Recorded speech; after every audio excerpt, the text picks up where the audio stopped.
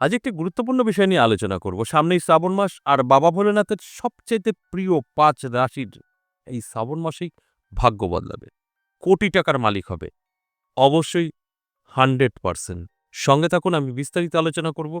আমি শুধু অনুরোধ করব এই শ্রাবণ মাসের প্রত্যেকটা সোমবার অবশ্যই বাবা ভোলেনাথের পুজো অর্চনা করুন, জলাভিষেক করুন।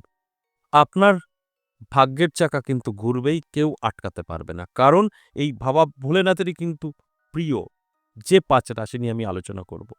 এই ৫ রাশি সর্বদাই বাবা ভোলেনাথের কৃপায় থাকে। তারা অনেকে বুঝতে পারে না, অনেকে বুঝতে পারে।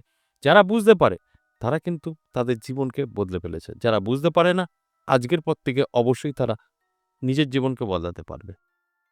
আমার উদ্দেশ্য আপনাদেরকে সঠিকটা জানানো। তারপর আপনাদের দায়িত্ব। কারণ আপনি শুধু শুনবেন আপনার ভালো সময়, আপনি ঘরে শুয়ে বসে থাকবেন আর আপনার ভালো হয়ে যাবে। কখনো সম্ভব না। আমরা ঈশ্বর বলি, গ্রহ বলি, নক্ষত্র বলি, এদের কোনো হাত পা নেই। আপনাকে হাত ধরে কিছু করাবে না। এদের ডিউটি হচ্ছে সময়টাকে চেঞ্জ করা। দেখবেন ভোরবেলা একটা ওয়েদার থাকে, খুব সুন্দর। ভোরে কখনো উঠে দেখবেন দারুণ একটা ওয়েদার থাকে, প্রকৃতির খেলা। ঠিক দুপুরবেলা দেখবেন একটা ওয়েদার থাকে, বাইরে বেরোতে পারবেন না। আবার ঠিক বিকেলবেলা একটা ওয়েদার থাকে, যেটাও অনেকটাই সুন্দর। কিন্তু সবচাইতে ৩ টে ওয়েদারের মধ্যে কোনটা বেশি সুন্দর? ভোরেরটা। ঠিক এরকম কিন্তু আমাদের গ্রহ নক্ষত্র সময়টাকে বদলাতে পারে। কখনো ভালো, ভীষণ ভালো, কখনো একটু ডিস্টার্ব, কখনো খুব খারাপ। ৩ টে ভাগেই আমাদের কিন্তু এই সময়টা তৈরি করে আমাদের ভোগ করায়। ভালো কিছু, খারাপ কিছু এবং ডিস্টার্ব কিছু। আর সেগুলো যদি আমরা কন্ট্রোল করতে পারি, আমরা সঠিকভাবেই মানুষ। আমরা সবকিছু ভোগ করতে পারি। কিন্তু আমরা সেটা করি না। খারাপ সময়টাও বুঝি না, ভালো সময়টাও বুঝি না এবং যেটা মোটামুটি আপনার জীবনটা কাটবে সেটাও বুঝি না।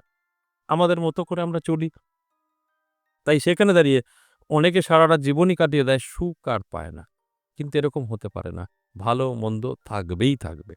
আর যে কারণে আমি প্রত্যেকটা দিনেই আলোচনা করি আপনাদের বোঝার স্বার্থে। অবশ্যই আলোচনা করব, সঙ্গে থাকলে সবটা জানতে পারবেন। তার আগে আমার সাথে কিভাবে যোগাযোগ করবেন সেই বিষয়টা একটু বলে নিই। নমস্কার, জয় মা কামাখ্যা, জয় মা তারা। যারা ভীষণভাবে সমস্যায় আছেন, ভীষণভাবে, মানে কি করবেন বুঝে উঠতে পারছেন না। কিভাবে বাঁচবেন বুঝে উঠতে পারছেন না। আগে ভালো ছিলেন, ভীষণ ভালো ছিলেন। কোটি, কোটি টাকা ছিল, বড় ব্যবসা ছিল। এখন কিছুই নেই। রাস্তায় এসে বসেছেন। কারণ আপনার ব্যবসা বসে গেছে, চাকরি যাবে, যাবে করছে, বাড়িতে অশান্তি, ঋণে জর্জরিত হয়ে গেছেন। আপনার স্ত্রী, আপনার সন্তান বা আপনার স্বামী কথা শুনছে না। আপনার স্বামী বা আপনার সন্তান নেশাগ্রস্ত হয়ে পড়েছে। কি করবেন বুঝতে পারছেন না। এদিকে আবার অনেকে নানাভাবে জড়িয়ে গেছে। অবৈধ প্রেম, ভালোবাসা, বিচ্ছেদ, বশীকরণ, শত্রু দমন। আপনারা যেকোনো বিষয়ে আমার সাথে যোগাযোগ করতে পারেন।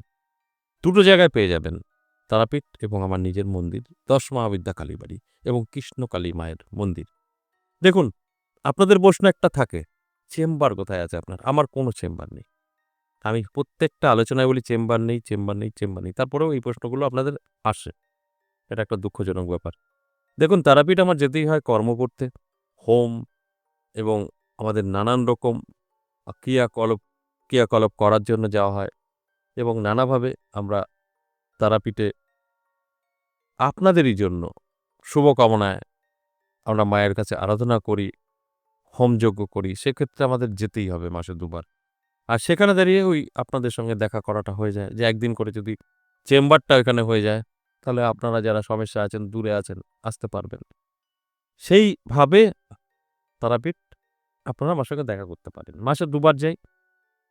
এই ২ বারের মধ্যে আপনি যে সময়টা পারবেন, হয়তো মাসের শুরু এবং শেষ দেখা করে নিতে পারেন।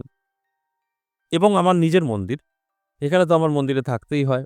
এখানে আমাদের জপ, ধ্যান চলে।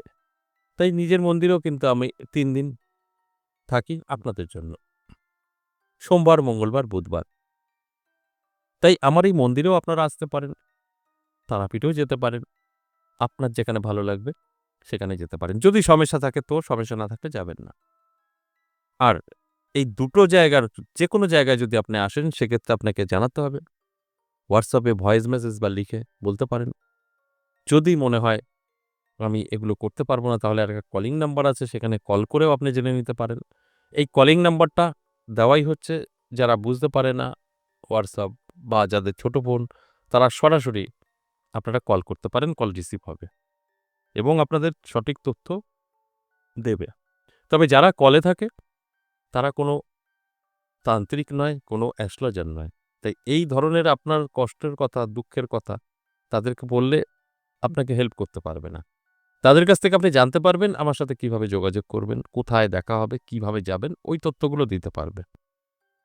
এবার আসুন আজকের যে আলোচনা, আজকের আলোচনা ভীষণ গুরুত্বপূর্ণ। সামনেই শ্রাবণ মাস আমরা সকলেই জানি। আর এই শ্রাবণ মাসে কি করে আপনার জীবনের পরিবর্তন ঘটাবেন সেটা নিয়েই বলব। কারণ বাবা ভোলেনাথের খুব প্রিয় এই ৫ রাশি। আর এই ১৪৩২ সালের এই শ্রাবণ মাস আপনার ভাগ্য সম্পূর্ণ বদলাবে।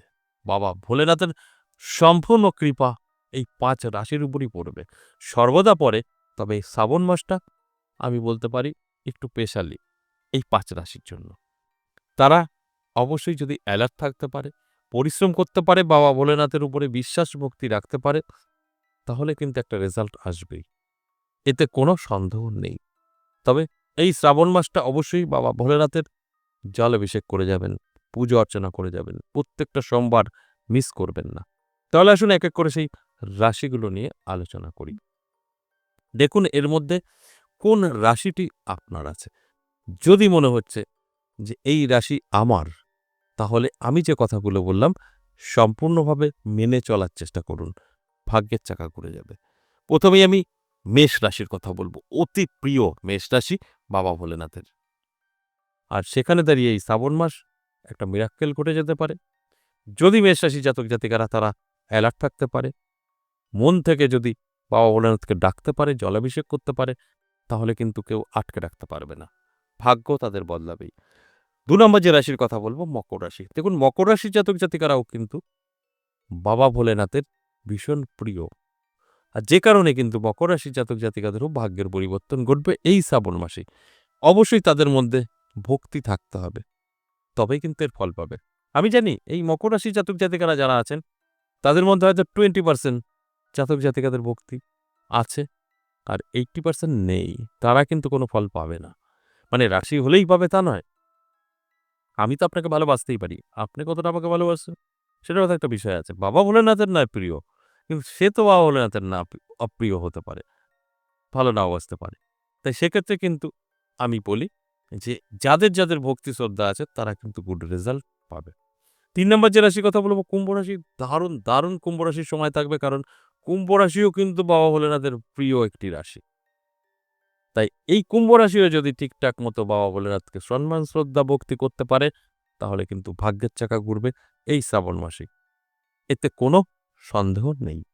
তাই আমি বলব এই আলোচনা শুনে অবশ্যই অ্যালার্ট থাকুন, নিজেকে তৈরি করার চেষ্টা করুন। এরপর ৪ নাম্বার বৃশ্চিক রাশি। বৃশ্চিক রাশির জাতক জাতিকারাও কিন্তু যথেষ্ট শুভ ফল পাবে, কারণ বাবা ভোলেনাথের কৃপা এই রাশিও কিন্তু পেয়ে থাকে। সেখানে দাঁড়িয়ে তাদের ভাগ্যের পরিবর্তন অবশ্যই ঘটবে। আমি বলব চোখ কান খোলা রাখুন, অ্যালার্ট থাকুন, এই সুযোগটা কাজে লাগিয়ে জীবনটাকে গুছিয়ে তোলার চেষ্টা করুন। এরপর সর্বশেষ ৫ নাম্বার যে রাশির কথা বলব, সেই রাশিটি মীন রাশি। মীন রাশিও কিন্তু বাবা ভোলেনাথের খুব প্রিয়, ভীষণ প্রিয়। তাই মীন রাশির জাতক জাতিকারাও কিন্তু গুড একটা ফল পেতে চলেছে। দারুণ ফল পাবে এই শ্রাবণ মাসে। শুধু আমি অনুরোধ করব যে ৫টা রাশিকে নিয়ে আলোচনা করলাম, এই ১৪৩২ সালের শ্রাবণ মাস একটু মেনে চলুন। প্রত্যেকটা সোমবার বাবা ভোলেনাথের পুজো অর্চনা করুন, জলাভিষেক করুন। তাহলে কি হবে, আপনাদের চলার রাস্তাটা খুব সুন্দর হবে, পরিষ্কার হবে। খুব সুন্দরভাবে আপনি এগিয়ে যেতে পারবেন। আপনার ভাগ্য কোথায় নিয়ে যায়, ঠিক সেই জায়গায় পৌঁছে যেতে পারবেন। আর তারপরে তো কোনো কথা নেই, ভাগ্যটাই বদলে যাবে। আশা করি বুঝতে পেরেছেন। আজ এ পর্যন্তই, আবার আসবো নেক্সট ভিডিও নিয়ে। ততক্ষণ ভালো থাকুন। নমস্কার।